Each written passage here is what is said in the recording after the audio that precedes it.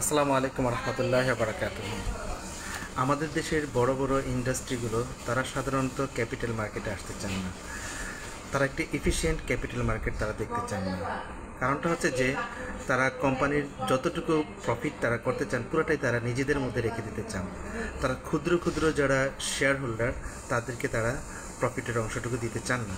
তারা সাধারণত ব্যাংকের কাছে যান, ব্যাংক থেকে ঋণ গ্রহণ করেন, কিন্তু তাদের দরকার ছিল সেটা হচ্ছে ক্যাপিটাল মার্কেটে আসা, যেখানে তারা যে উদ্যোগটা বা কোম্পানির এক্সপ্যানশনটা তারা নিতে চাচ্ছে, যেটার জন্য তাদের ফান্ড দরকার, সেই অংশটুকু তারা ক্যাপিটাল মার্কেট থেকে তারা শেয়ার ছেড়ে দিবে এবং শেয়ারের অংশটুকু তারা যারা শেয়ার হোল্ডার লভ্যাংশটুকু তাদের মাঝে বন্টন করবে। সাপোজ একটি কোম্পানির নতুন ভেঞ্চারের জন্য 100 টাকা দরকার, সেখানে তারা নিজেরা 70 টাকার ব্যবস্থা করতে পারলো, বাকি 30 টাকা সেটা ক্যাপিটাল মার্কেট থেকে উত্তোলন করলো। সো ক্যাপিটাল মার্কেটের 30 টাকার শেয়ার তারা ছেড়ে দিবে। সেই শেয়ারটা থেকে যারা ক্ষুদ্র শেয়ার হোল্ডার তারা সেখান থেকে মুনাফা লাভ করবে, এবং যিনি কোম্পানির মালিক তিনিও সেখান থেকে শেয়ারের মালিক হয়ে তিনিও সেখান থেকে মুনাফা লাভ করবেন। এটাই ছিল স্বাভাবিক। সো একটি এফিশিয়েন্ট ক্যাপিটাল মার্কেট খুবই প্রয়োজন। সেটা তাতে রিস্কটা অনেকের মধ্যে ছড়িয়ে পড়ে। আমরা একটা এফিশিয়েন্ট ক্যাপিটাল মার্কেট কেন দেখতে চাই? কারণ এফিশিয়েন্ট ক্যাপিটাল মার্কেট সাধারণত এখানে বড় বড় কোম্পানিগুলো তাদের শেয়ার যেটা মার্কেটে ছাড়ে সেই অংশটুকু আরও তাদের চেয়েও বড় বড় অথবা খুব এফিশিয়েন্ট কিছু লোক তাদের শেয়ারগুলো কিনে থাকে, এবং তখন এরা কী করে তাদের শেয়ারের প্রাইস সেটা খুব গভীরভাবে তারা অ্যানালাইসিস করে থাকে, এবং অ্যানালাইসিস করার মাধ্যমে কিন্তু কোম্পানিটা ব্যালেন্স একটা পজিশনে চলে আসে। সো একটা সিকিউরিটির অ্যাকচুয়ালি ভ্যালু কত সেটা বিভিন্ন অ্যাঙ্গেলে যখন অ্যানালাইসিস হয় তখন সেটা মার্কেটে একেবারে অ্যাকচুয়াল রিফ্লেকশনটা হয়। 2 নম্বর যে বিষয়টা সেটা হচ্ছে যে বিভিন্ন কোম্পানি, বিভিন্ন ইনস্টিটিউশন অথবা বিভিন্ন ইন্ডাস্ট্রি সেটাকে পারফেক্টলি অ্যানালাইসিস করার মাধ্যমে তার যে রিয়েল যে প্রাইসটা সেটা কিন্তু মার্কেটে অটোমেটিক্যালি চলে আসে। সো যখনই মার্কেটে চলে আসে তখন 3 নম্বর একটা কাজ হয়। সেই কাজটা হচ্ছে কি, শেয়ারের যে প্রাইসটা বা স্টকের যে প্রাইসটা, কোম্পানির যে অ্যাকচুয়াল প্রাইসটা সেটাই কিন্তু মার্কেটে প্রিভেল করে। সো মার্কেটে যখন যে মার্কেট প্রাইসটা প্রিভেল করে সেটা নিয়ে কারো কোনো বায়াস থাকে না। সো একেবারে আনবায়াসড, অ্যাকুরেট এবং পারফেক্ট একটা প্রাইস সেখানে প্রিভেল করে। সো এই ধরনের একটা প্রাইস প্রিভেল করার মাধ্যমে সেটা কেউ যখন সেই প্রাইসটায় কোনো শেয়ার কিনে থাকে তখন সে আলটিমেটলি একটা রিস্ক ফ্রি একটা প্রাইসে সে কোনো একটা কোম্পানির শেয়ার কিনে থাকলো। সো এফিশিয়েন্ট একটা ক্যাপিটাল মার্কেট আপনি চাইতেই পারেন। তাতে হবে কি, রিস্ক ফ্রি একটা আনবায়াসড ইনফরমেশন, এবং একেবারে আপনি না পারলেও বড় বড় কোম্পানি সেটার স্টকের প্রাইসটাকে অ্যানালাইসিস করে সেটাকে দিয়ে থাকে। সো একটা এফিশিয়েন্ট ক্যাপিটাল মার্কেট আমরা এই জন্য সবাই চেয়ে থাকি, যেন এটা আমাদেরকে একটা অ্যাকচুয়াল পিকচার আমাদেরকে দিয়ে থাকে। সো এফিশিয়েন্ট যে ক্যাপিটাল মার্কেটটা বা এফিশিয়েন্ট যে মার্কেটটা আমরা চাই সেটা আসলে কেমন হতে পারে? এফিশিয়েন্ট মার্কেটটা যখন আপনি দেখবেন তখন এটাকে নর্মালি 3টা সাব ক্যাটাগরিতে ভাগ করা হয়ে থাকে। একটা হচ্ছে আপনার weak form of efficient market, আরেকটা হচ্ছে যে semi strong form of efficient market, আরেকটা হচ্ছে strong form of efficient market. আপনি যখন এফিশিয়েন্ট মার্কেটটা আপনি কল্পনা করবেন তখনই আপনি অটোমেটিক্যালি এই 3টা মার্কেট আপনি দেখতে পাবেন। সরি। সো যখন আপনি উইক ফর্ম অফ এফিশিয়েন্ট মার্কেটটা কেমন, এখানে সাধারণত যে ইনফরমেশনগুলো থাকে সবগুলো দেখবেন যে আপনি ঐতিহাসিক তথ্য দিয়ে থাকে, অর্থাৎ পিছনের যেই কোম্পানি সম্পর্কে তথ্য সেগুলো সাধারণত আপনি পাবেন। যেমন আপনার কোম্পানির বা মার্কেটের যে rate of return, trade volume, এই যে বিষয়গুলো থাকে, অথবা যে কনসিস্টেন্ট যে প্রাইসের যে কনসিস্টেন্সি, সেটা আপনি ঐতিহাসিক তথ্য পাবেন, পিছনের তথ্যগুলো পাবেন, এবং সেই তথ্যগুলোকে আপনাকে বর্তমান যে মার্কেট বা ফিউচার যে মার্কেট সেটা সম্পর্কে খুব একটা আপনাকে প্রভাবিত করে না। এই ধরনের যে একটা আপনি মার্কেট যখন দেখেন, এই ধরনের এফিশিয়েন্ট মার্কেটকে আপনি একটা weak form of efficient market বলতে পারেন, অর্থাৎ historical data, historical price, historical তথ্যগুলো আপনি এখানে পাবেন। সো যখন আপনি কোনো মার্কেটে এই অবস্থা আপনি দেখতে পাবেন তখন আপনি ধরে নিতে পারেন যে একটা weak form of efficient market সেখানে অবস্থান করছে।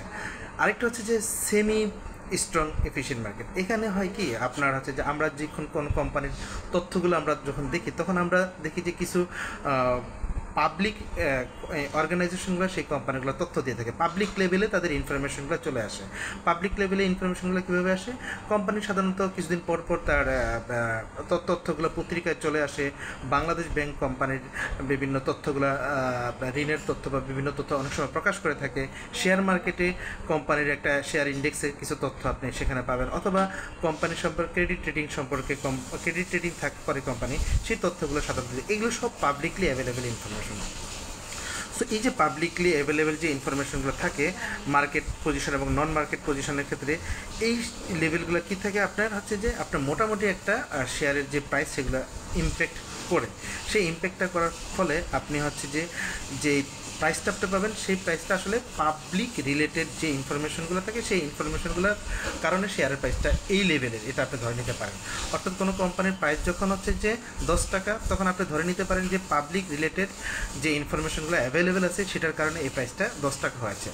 সো এই যে সেমি স্ট্রং আপনি যে এফিশিয়েন্ট মার্কেট আপনি বলতে পারেন, সেটা হচ্ছে যে পাবলিক ফাংশনে যে সমস্ত ইনফরমেশনগুলো পাওয়া যায় সেই ইনফরমেশনের উপরে বেস করে এই মার্কেটটা পরিচালিত হচ্ছে। কিন্তু আমরা অনেক সময় জানি যে একটি কোম্পানির প্রাইস বা পজিশন, অনেক তথ্য আছে যেটা পাবলিকলি আসে না, একেবারে ইন্টারনালি সেই তথ্যগুলো থাকে। অর্থাৎ হচ্ছে যে একটি কোম্পানি তার তথ্যগুলো বিভিন্নভাবে বিভিন্ন প্রতিষ্ঠানের জন্য বিভিন্নভাবে তৈরি করে থাকে। সো কিছু তথ্য থাকে একেবারে ইন্টারনাল বা প্রাইভেট।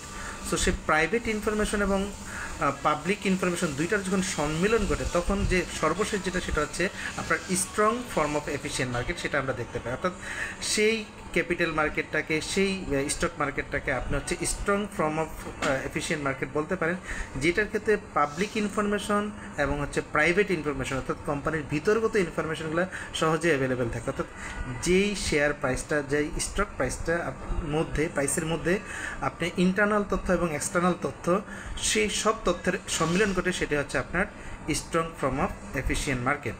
সো এই ক্ষেত্রে কী হয়? এক্ষেত্রে হচ্ছে কি দীর্ঘমেয়াদে কোনো কোম্পানি একেবারে খুব দীর্ঘমেয়াদে প্রফিট বা লাভ করতে পারে না। কারণটা হচ্ছে যে সেখানে হচ্ছে সে দীর্ঘমেয়াদে তার প্রাইসটা ধরে রাখতে পারে। নতুন কোম্পানি আসে, নতুন কোম্পানিতে ডাইভার্ট হয়।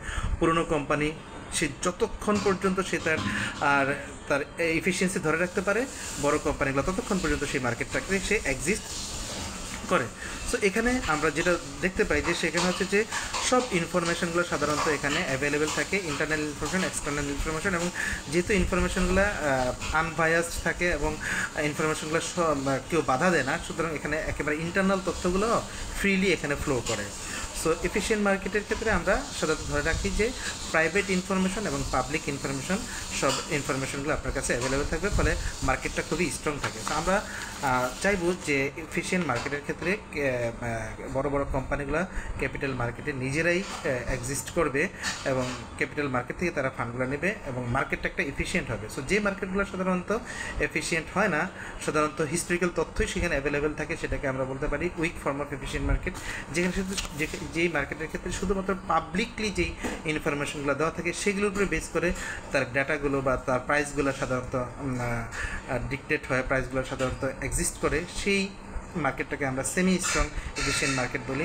আর যেটার ক্ষেত্রে কোম্পানির একেবারে ইন্টারনাল এবং এক্সটার্নাল অর্থাৎ প্রাইভেট যে ইনফরমেশনগুলো এবং পাবলিক ইনফরমেশনগুলো, এই দুইটা ইনফরমেশনের সম্মিলনে যার প্রাইসটা নির্ধারিত হয়, একেবারে একজ্যাক্ট কোম্পানির প্রাইসগুলো সাধারণত রিফ্লেকশন হয় যে শেয়ার মার্কেটে বা ক্যাপিটাল মার্কেটে, সেই মার্কেটটাকে আমরা স্ট্রং এফিশিয়েন্ট মার্কেট আমরা বলে থাকি। আশা করি এফিশিয়েন্ট মার্কেট বা ক্যাপিটাল মার্কেট বা শেয়ার মার্কেট যেটাই বলি না কেন, মার্কেটটা কী অবস্থা আছে সেটা আমরা এখন আইডেন্টিফাই করতে পারবো। ধন্যবাদ। আসসালামু আলাইকুম।